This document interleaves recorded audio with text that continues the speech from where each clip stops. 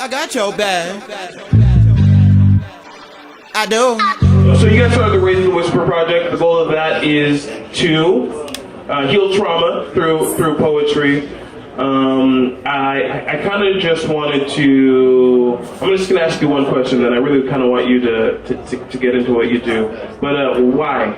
Why did you start? Oh, here you go. I have a loud voice too, I know. I come from 12 kids, and I was the oldest one, so I got really loud. Yeah. I was abused and raped as a young girl, and I had a lot of trouble dealing with it. I had a lot of trouble throughout my life because in the back, this was always troubling me.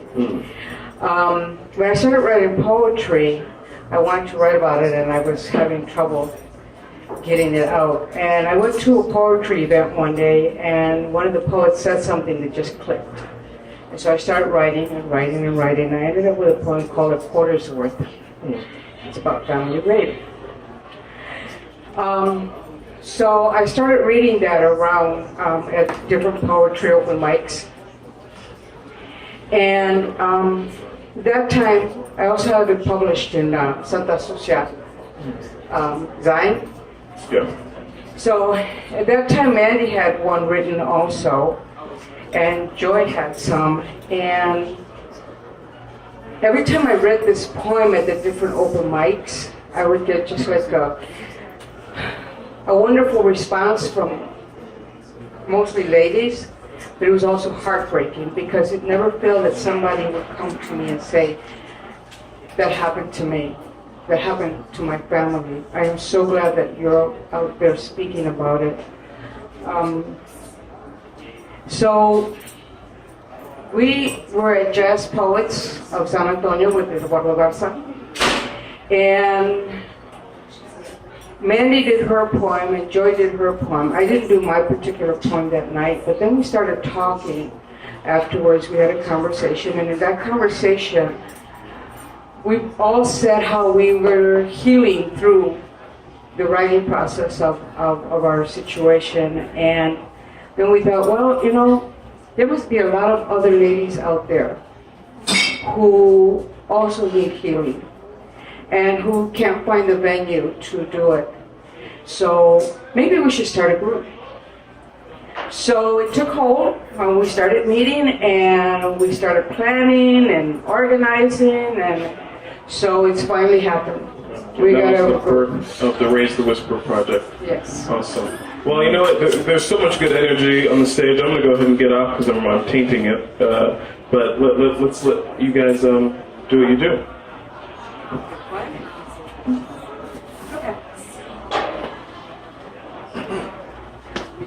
Okay.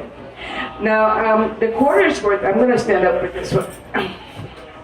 The quarter's worth is 8 minutes long.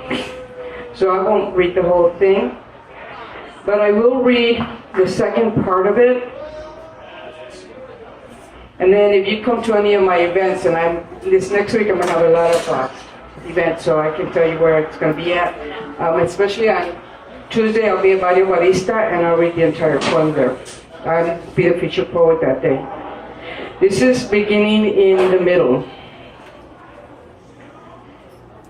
In 9th grade, no, I'm not going to read that. We are taught from the beginning that these things are taboo to talk about. So you keep things to yourself and deal, or not, the best you can throughout your life. Hurt deal, leering, come here, mija, and sit on my lap. Don't want to. Hazle caso a tu tío, no seas malcriada. Listen to your uncle, don't be a brat. Hands creeping up under her pretty ruffled dress. Can you adults not see this? Are you really that blind, or are you just turning a blind eye to it because you don't want to cause waves? What kind of parents would you look like? Can't control your own daughter? And she hasn't even started 1st grade yet. Her Theo is 16 years old to her 9. Got her in bed and rubbing up against her. Here's a quarter and don't tell anyone. Who would believe her anyway? It was probably her fault, because at 9, we were already sexual objects. She felt a quarter's worth for many years after that. And how far can a quarter get you? He's a devout Christian now. Why hasn't he asked for forgiveness? Ay, qué familia. Qué aprovechados son. Taking advantage of their position in the family. No one asks questions because no one wants to stir the black pot. How uncomfortable that would be for everyone concerned. Relatives would stop talking to each other, and that would damage the family structure. And we have to keep the family together, don't we? Raped in 8th grade by an older cousin because he's jealous of her relationship with his brother, her best friend. Mocked her as he was raping her. Why don't you yell for him to come in and save you? Years later, at her best friend's cousin's funeral, the rapist had the nerve to, hey, prima. My bad. I got your bag. I got your bag. I got you. My name's Mandy Lynn, and before I get into my poem, I'd like to share just a little bit about Raise the Whisper. And the fact is that when we started this, we started with the focus where we considered women. We really did, but as we've told our stories in preparation for our first meeting, which will be May 9th, as we're preparing, we've had so many men come approach us and tell our stories. Many men who have not shared their stories with their own family. So we've already learned so much from just being here and being part of this. And I want to tell you a little bit about our mission. So Raise the Whisper is a collective of survivors, and we are cultivating healing the effects of family rape and sexual abuse. And our aim is to break down barriers and raise up the burden of the actually unmerited burden of guilt and shame together. And we do that through arts and poetry. So our group is going to have not only poetry and writing, but art, music, things like that that will help us all to heal.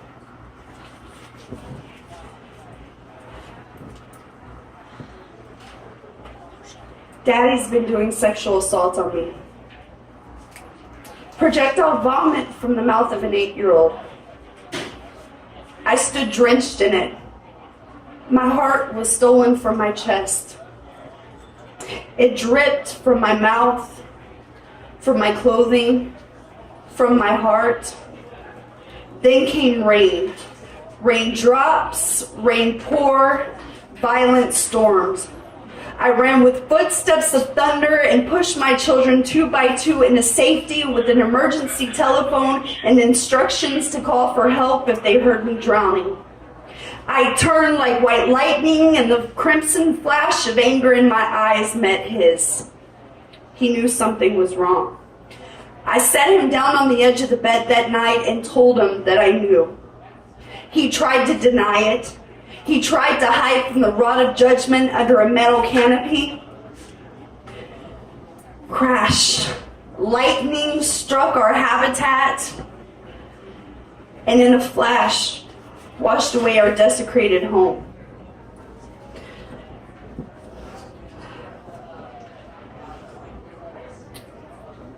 No refuge left for the man who sought refuge only for himself, forsaking the brilliant little girl who wore the most innocent version of his face upon her. Boom! The thunder caught him off guard, and he began to pour tears. Pacing, heart racing, I'm sorry, I'm so sorry, is all he could say, like it would save him from drowning. I told him to get his shit and leave. He was scrambling for a life jacket in a flash flood. He held out his hand, hoping to be rescued, but it was futile. He put his hand back to his side, and he was washed away in the direction of his death. With him went my hopes, my dreams, my daughter's innocence, my life and my breath, all consumed in this symbolic undertow. I ushered myself into the ark and held my children tight and prayed to God that the rapid waters would lead us to higher ground. We now stand on dry ground. And as the rebuilding begins, I keep God's promise like a rainbow in my heart. As the waters recede, I'm using the bright sun for guidance and the wind blowing through the hills as affirmation that there is life after a storm.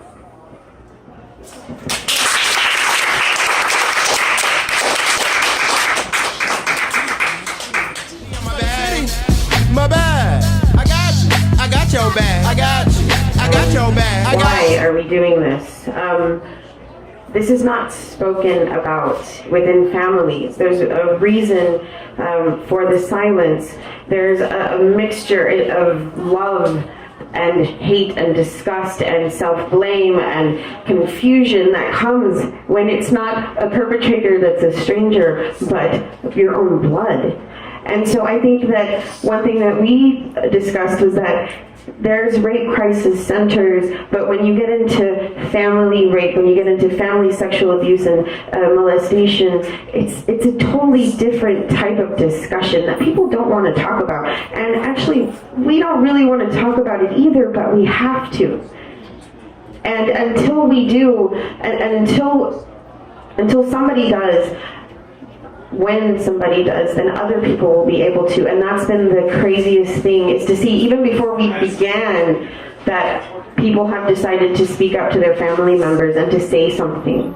This happened to me. And to find out that they weren't the only one in the family. So I'll read something that I'm working on now. You're not supposed to say that. You're never supposed to say that you're working on something.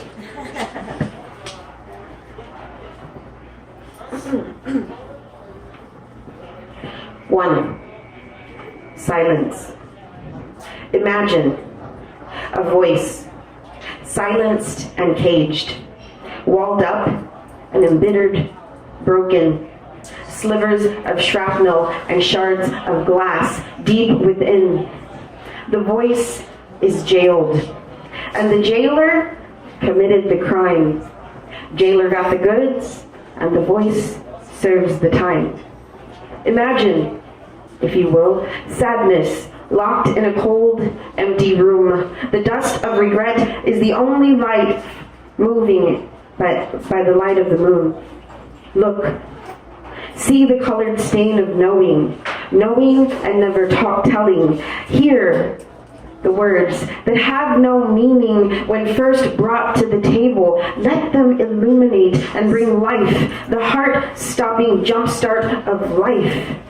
It is a catalyst. It is a spark.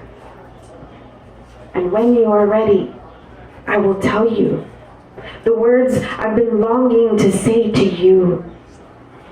It's a story about you. In so much as you love this family.